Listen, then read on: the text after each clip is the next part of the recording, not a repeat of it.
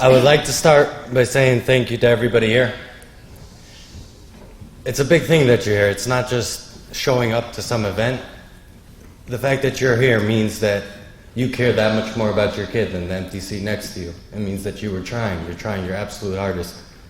I would also like to thank my father and my mother. They deserve it. They deserve it. Not only for putting months of work into this event, but also they put up with me for 21 years. Oh boy, I'm telling you. 21 years, never failed me. I think my trouble started in about 3rd grade. I didn't have that many friends. I started noticing that I wasn't getting along with kids. I was lying about things that really didn't matter. And kids didn't like me. 3rd grade, 4th grade, 5th grade, 6th grade. 7th grade, I had a golden opportunity. We were moving to Baltimore. I was going to get a new break, a new opportunity. No such luck. 7th grade, didn't go so well, didn't have a lot of friends. Again, didn't work out. So I said, hey, I'll give it another chance. I'll go to Detroit and I'll give it another chance. I went to live by my grandparents, 8th, 9th grade. By the end of 9th grade, I had gotten kicked out of yeshiva. I was told, not in a very nice way to leave yeshiva, I was told that I was a liar. And I was such a good liar that in 2 years, I'll probably be in a state penitentiary if I'm not in yeshiva. Oh, and by the way, get out. Thank you.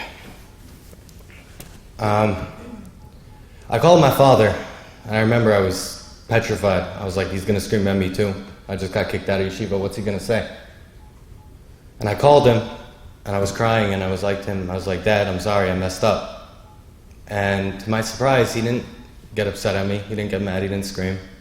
He said, it's okay. Donnie, we love you. It's okay. What happened? Come home. And I might not have realized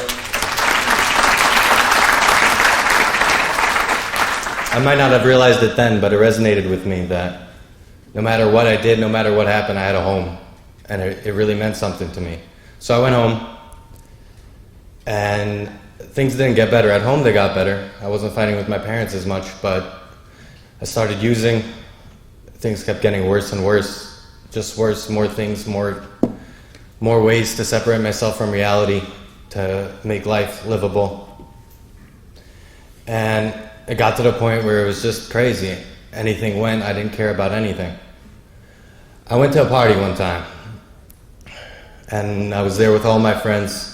We were all doing whatever we wanted to do. I remember one friend was really not doing good, to the point where he just didn't stop, and he started overdosing. And we didn't know what to do. We're all freaking out. What are we going to do? What are we going to do? So we called the cops. Of course, you got to call the cops. And we're on the phone with the cops, and I'll never forget this. My friend's looking at us, and he's begging us, please don't call the cops. And we're like, what do you mean? You're dying. How can we not call the cops? He said, no, please don't call the cops. If my parents find out, do you know what they're going to do? Do you know what they're going to do? My parents are going to do. And I said, well, we called the cops, obviously. But think about that. This kid, he was staring death in the face, and he was more afraid of his parents. That's not what we want. We have to ask ourselves, what do we want for our kids? What do we want? Do we want him to have a home that no matter what he can come home to, or a home where he is staring death in the face and he says, no, I can't go over to my parents and say, Mommy, Tati, I messed up. I'd rather not.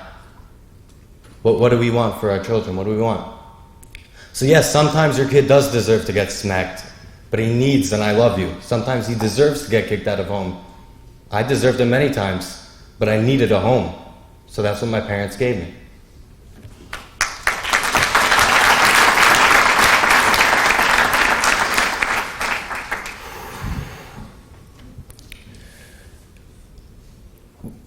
We got to understand something, that no matter what, if you give a kid an opportunity, if you give a kid something that he knows that no matter what he does, he will still have a home, that no matter what he does, you still have somebody there for him to care about him, to show him that the love, that's all that really counts.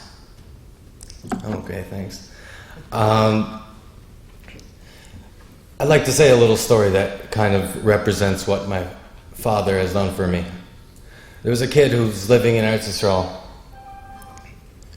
and he decided one day, perfect family, a bunch of kids, and he decided he couldn't do it anymore. He couldn't do Yiddishkeit. So he told his father, he went to his father and he said, "Hey, I love you, but I can't do this anymore. I'm going to Tel Aviv. Please just let me be and don't come and don't ask me to come home." The father didn't know what to do, but he said, "Okay, what can I do?" The kid went to Tel Aviv and he was living there for a year. One day he went outside, business as usual, and there he is, his father's sitting on the bench outside his house. And he got angry at him. He said, "Tati, what are you doing here? Why are you here? I told you not to come. I asked you not to come." And he said, I know. And I'm not here to ask you to come home. I'm here for you. If you need me, I'll be here." And he said, "But I don't need you." He said, "Okay." And he sat back down, and the kid went back upstairs and didn't go home. The next day he went downstairs, his father's still there. It's the middle of the winter. "Tati, what are you doing? Leave, I'm not coming home." "Okay, I'll wait." A week later, the kid comes down, he said, "Tati, I'm ready to come home." It sounds like a nice story, it sounds like one of those cute shtickles, Hasidic Meise that, ooh, got you. But that's my father. That's how I've been living my life. No matter what, I always had a home.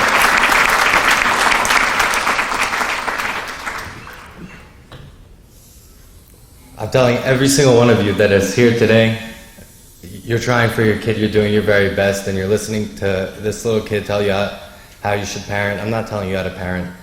I'm telling you, you're already on the right step. We're here, we're doing what we have to do.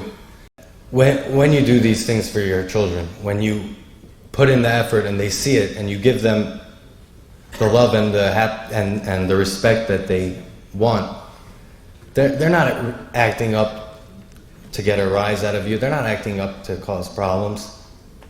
They want love, they want affection, they want attention. But more so, they remember when you give them that love instead of the slap. They remember when you give them that chance.